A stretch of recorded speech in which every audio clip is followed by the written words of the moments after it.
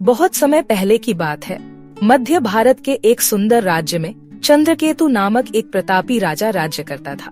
राजा धर्मात्मा था, न्यायप्रिय था और प्रजा उसे परम पिता के रूप में पूजती थी। परंतु उसके जीवन में एक ही दुख था, उसकी कोई संतान नहीं थी। उसने वर्षों तक यज्ञ, व्रत और पूजा की, तब जाकर एक दिन रानी के गर्भ से एक सुंदर कन्या का जन्म हुआ। उसका नाम रखा गया राधिकेश्वरी।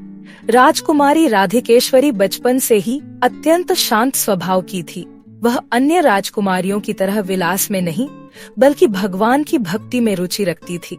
जब अन्य बालिकाएं झूलों में झूलती, राधिकेश्वरी पुष्प चुनकर ठाकुर जी को अर्पित करती। जब अन्य बालिकाएं गीत गाती, राधिकेश्वरी कृष्ण भजन गाया करती। राजा चंद्रकेतु को यह देखकर चिंता होती थी, मेरी बेटी कहीं संसार से विमुख न हो जाए, इसका विवाह कैसे होगा। लेकिन रानी कहती, प्रभु स्वयं इसका मार्ग तय करेंगे। राजन, एक दिन राज्य में एक संत पधारे। उनके चेहरे पर अद्भुत तेज था। उन्होंने राधिकेश्वरी को देखकर कहा, राजकन्या, तुम्हारा भाग्य बहुत बड़ा है। स्वयं ठाकुर जी तुमसे मिलने एक दिन आएंगे। यह बात सुनकर राधिकेश्वरी के मन में आनंद की लहर दौड़ गई। वह और भी अधिक भक्ति में लीन हो गई। उसने भोजन कम कर दिया, केवल तुलसी पत्र और गंगाजल से अपना दिन व्यतीत करती। राधा कृष्ण के पद गाती, पुष्पमाला बनाती और मंदिर में घंटों ध्यान लगाती। राजा को चिंता हुई। उन्होंने एक दिन पुत्री से कहा, बेटी, यह संसार भी भगवान का ही रूप है। जीवन में संतुलन आवश्यक है। राधिकेश्वरी ने मुस्कुराकर उत्तर दिया, पिताश्री, जब मन ठाकुर जी में लग गया हो तो अन्य कुछ आकर्षित नहीं करता। कुछ वर्षों बाद राज्य में संकट आ गया। पास के एक दुष्ट राजा ने चंद्रकेतु के राज्य पर आक्रमण कर दिया। सेना तैयार की गई, परंतु शत्रु बलशाली था। राधिकेश्वरी ने यह देखा और वह सीधा मंदिर गई।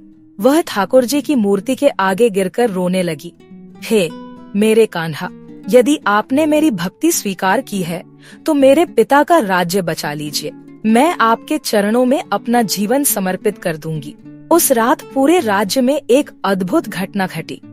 एक रहस्यमयी योद्धा कृष्ण रूप में, मुरलीधारी परंतु शस्त्रधारी होकर शत्रु सेना में घुसा और अकेले ही सबका संहार कर दिया।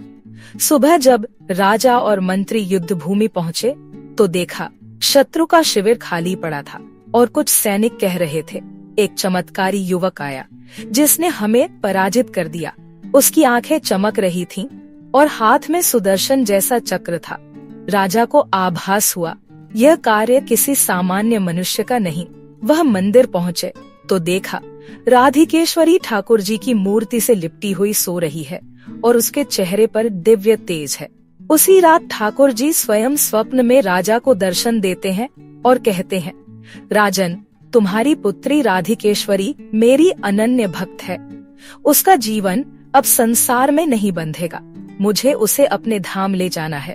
राजा की आंखों से आंसू बह निकले, परंतु उन्होंने कहा, प्रभु, यदि आपकी यही इच्छा है तो मैं समर्पण करता हूँ। अगले दिन महल में उत्सव की घोषणा की गई।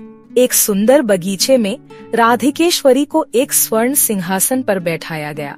वह सफेद वस्त्र में थी, गले में तुलसी की माला और हाथों में कमल। संगीत बज रहा था, ब्राह्मण वेद पाठ कर रहे थे और तभी चारों ओर गंधर्वों का संगीत गूंज उठा। आकाश से पुष्प वर्षा होने लगी। एक तेजस्वी रूप में ठाकुर जी प्रकट हुए, गले में वैजयंती माला, सिर पर मोरपंख और आंखों में अपार स्नेह। राजा ने उन्हें प्रणाम किया और राधिकेश्वरी उनके चरणों में झुक गई। ठाकुर जी ने उसका हाथ थामा और कहा, अब समय आ गया है, चलो मेरे साथ। और सबकी आंखों के सामने ठाकुर जी और राधिकेश्वरी स्वर्गलोक को प्रस्थान कर गए।